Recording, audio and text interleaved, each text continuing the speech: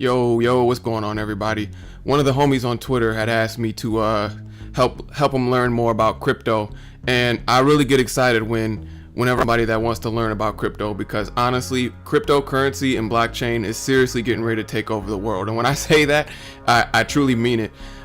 So I got real excited, and I figured I would just go ahead and record this video because I'm really excited about crypto. It's gonna pop off, and I don't claim to be an expert on crypto and blockchain, but I've been in the space for a while, so I've accumulated a decent amount of knowledge that I would like to pass along. This is going to be probably the one and only video on here I do like this, just because I really want people to do their own research, because I don't want anybody to follow me and then lose their money and then come after me. I ain't trying to have them problems. So I'll just start with the basics and what I know and what I think is important, and then you can do your own research from there, because this will give you a good foundation, a good place to start, and then you can just learn and grow from there. So let's start with Bitcoin. Bitcoin is the grandfather of cryptocurrency. It was launched, I believe, in 2008, and I think it came onto the market in 2009. And the reason Bitcoin was created was because of the 2008 financial crisis in the US, and it was just really bad. And I think the creator, or the alleged creator of Bitcoin, Satoshi Nakamoto, he just saw how messed up the big banks were, and how governments were, and how irresponsible they were with spending and finances. So they said, okay, why don't we create a currency that can't be manipulated, there can only be a set supply. There's only 21 million Bitcoin in existence. We can't print more, we can't make anything out of it, and it's fair. It's completely fair, and anybody and everybody that has an internet connection can interact with Bitcoin. And the use cases of Bitcoin and the utility of Bitcoin goes even farther beyond that, and it's kind of hard to explain everything, because Bitcoin, it goes really, really deep. So it also allows you to be your own bank. So like, for an instance of like, okay, somebody asks what's a use case for Bitcoin? Example, in a third world country, or places where it's hard to, there's outside the US, there's a lot of countries that their citizens don't even have access to just normal banking. They can't even set up a bank account.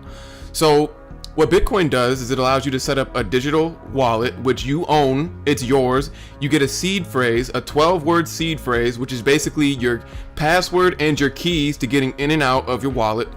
And you can receive money, Bitcoin, from anywhere around the world, any amount, almost instantaneously, for a very ineffective price. So like, I could send $1 billion right now to somebody all the way over in China, all the way across the world, and I could send them $1 billion, and it would only cost me like at most $5 to $10, and it would get there within at least a day or two.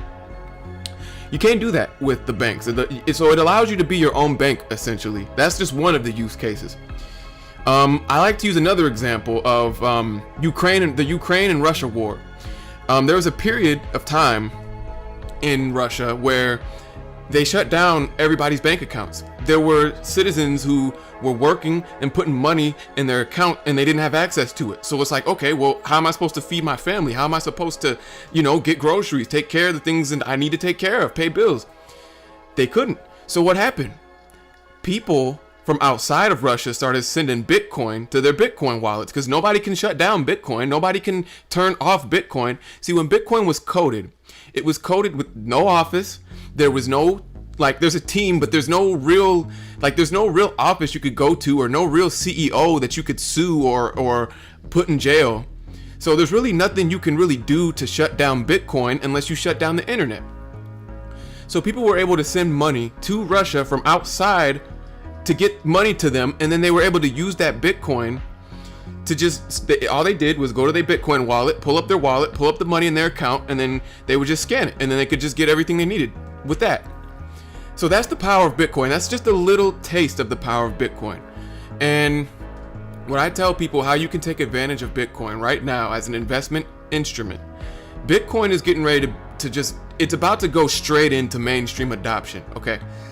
If you haven't been following the news or what's been happening in the US, I highly suggest you do so.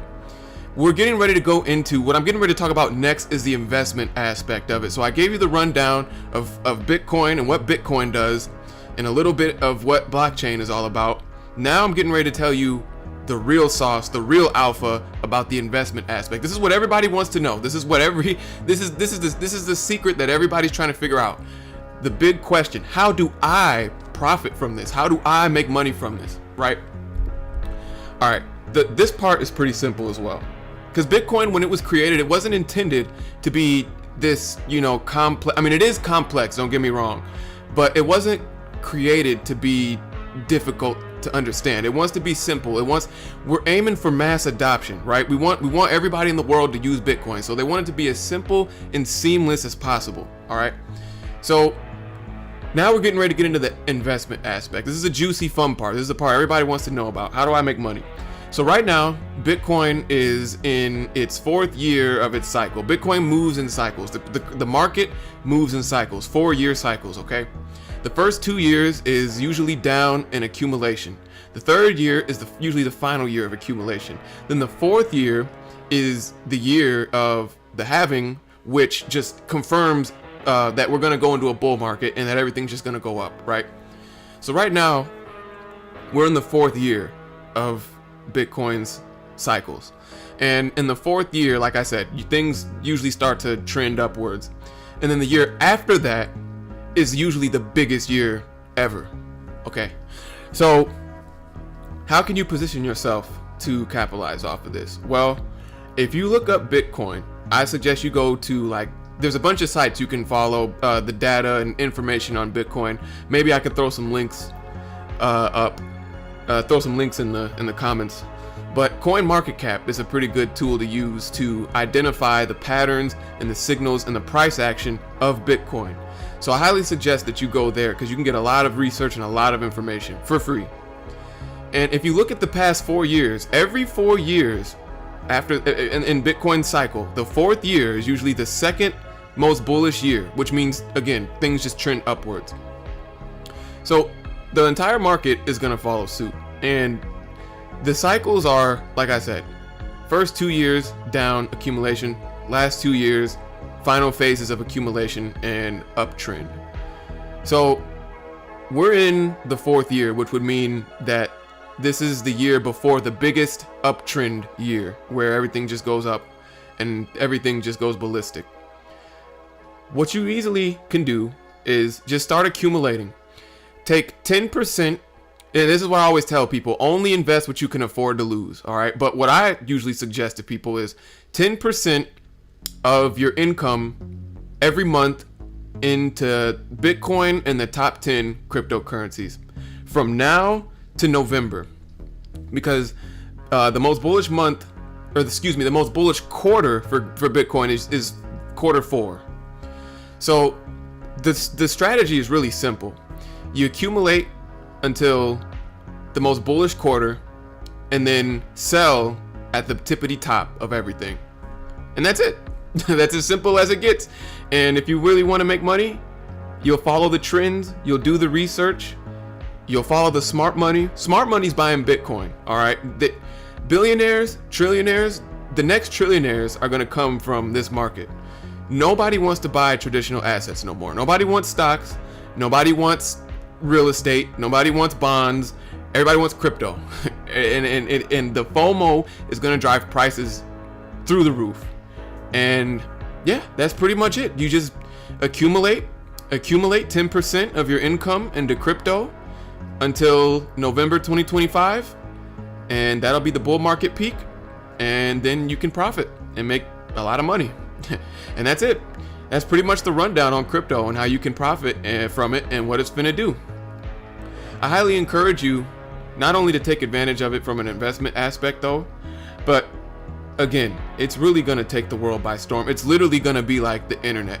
Crypto is just like the internet. People had doubts about it, didn't think it was gonna do much, thought it would die out eventually. And now pretty much everything we do is on the internet or involved. Somehow the internet is involved in pretty much our daily lives. Not every aspect, but the internet plays a big role in our daily lives. And a lot of people didn't think it would, and crypto's gonna do the same.